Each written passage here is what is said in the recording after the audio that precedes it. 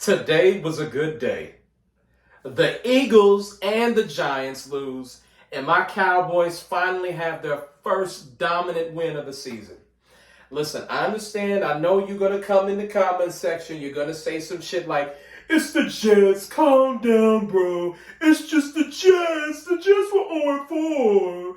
The Jets were... Now, even though they've been competitive in 3 of their 5 games, they've been very competitive. They took the Steelers to the wire, and people were saying that this was going to be a trap game for the Cowboys because the Jets are desperate, bro.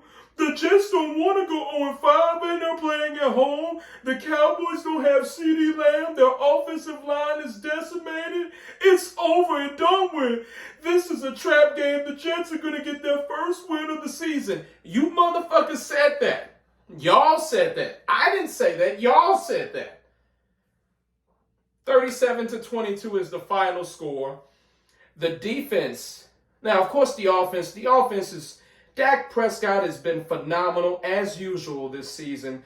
4 touchdowns. 2 of them went to Jake Ferguson. Then he sent one to George Pickens on Sauce Gardner. And then he gave one, a nice throwaway to Javonte Williams. Javonte Williams had himself a day over 130-something yards rushing. He had a 66-yard run. But right before halftime, that set us up for the go-ahead touchdown. Man, Javonte Williams, he had a lot of buzz in Denver. He did. His first year, he was pretty damn good, but he got hurt. I think he tore his ACL. Hasn't been right after that. This was going to be his first year fully healthy, feeling right. And you see the hype. Coming out of North Carolina, he had a lot of hype. And in that first season with Denver, he looked pretty damn good. It's just that injury setback. And then he tried to come back. Didn't look quite the same. And then he comes here. I didn't have high hopes for him because I'm like, he's coming off of that devastating knee injury with Denver. He wasn't averaging even 4 yards a carry. I'm like, But he has come here to revitalize his career thanks to the help of Brian Schottenheimer and Clayton Adams, the offensive coordinator. Clayton Adams is fucking phenomenal, man.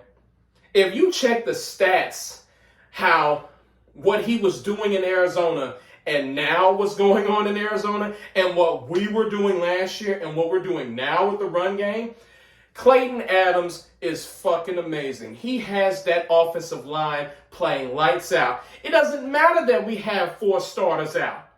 It doesn't matter. He makes it work. He makes it work.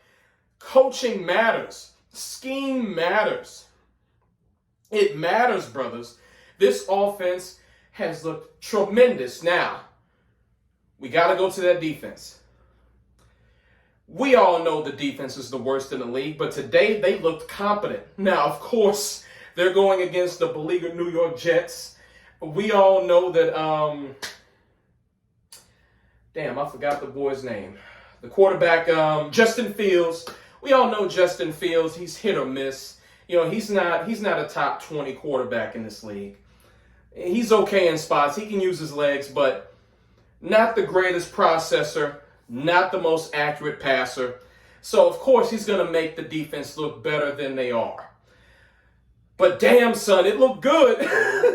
It looked good. 5 sacks today, 5. We only had 5 sacks coming into this game for the entire season. In the first 4 games, we had 5 sacks. Today, we have 5 sacks. Justin Houston had 1.5 sacks. Dante Fowler had a sack. Osa Odigizua had a sack.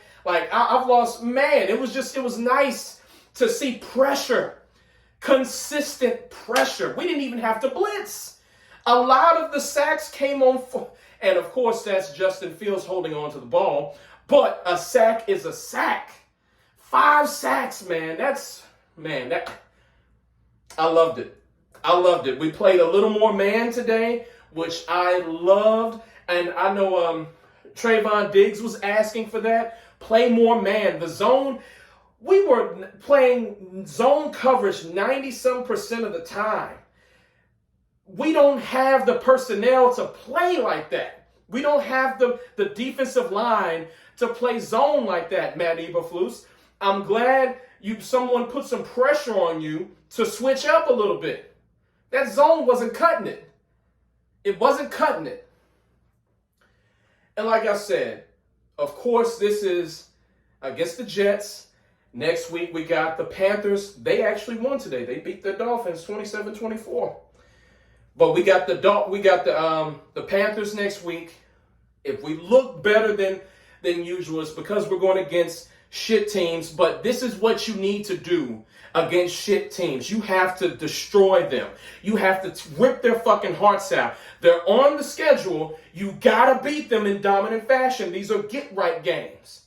These are get-right games. You have to win these games. No excuses. The Cowboys took care of them. Beat them by 2 scores. They did their job. They need to do their job next week. Just win, baby.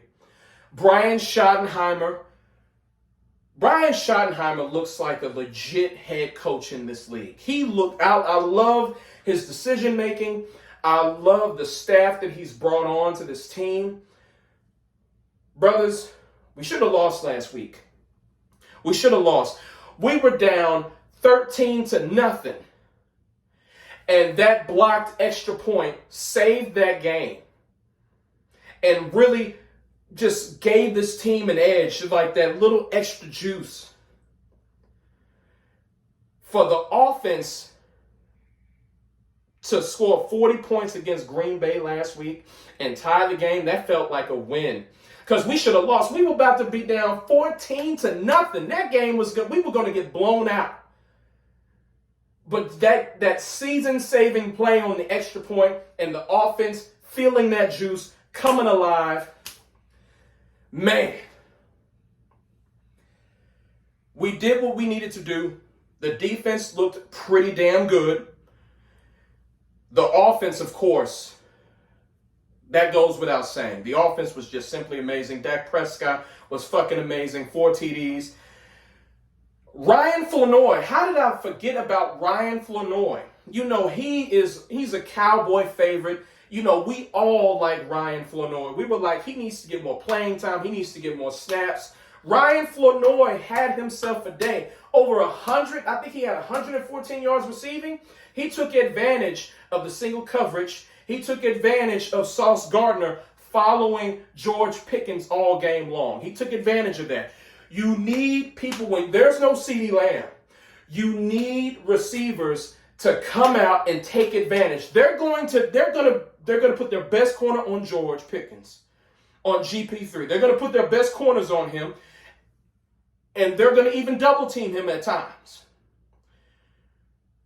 We need someone to step up, take advantage, and that's what Ryan Flournoy did. We've been wanting Jalen Tolbert to do this for quite some time. Jalen Tolbert is a good number 3, number 4 receiver.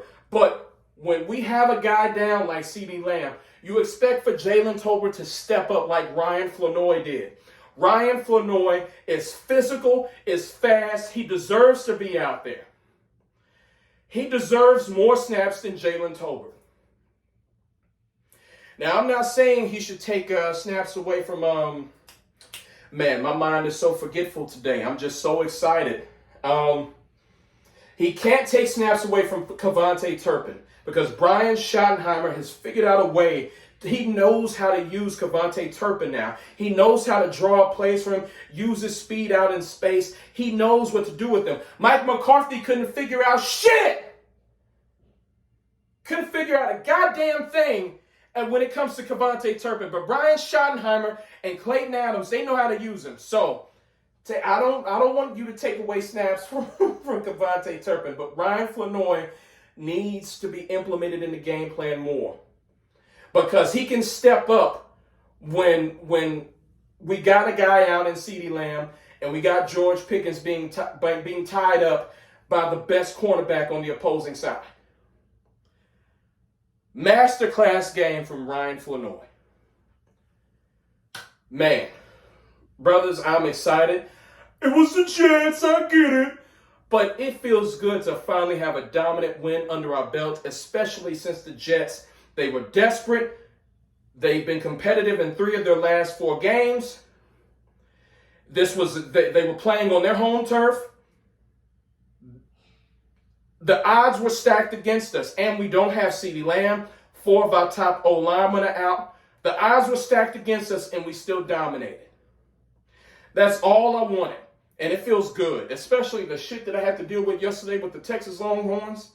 The motherfuckers fell out of the top 25. God damn!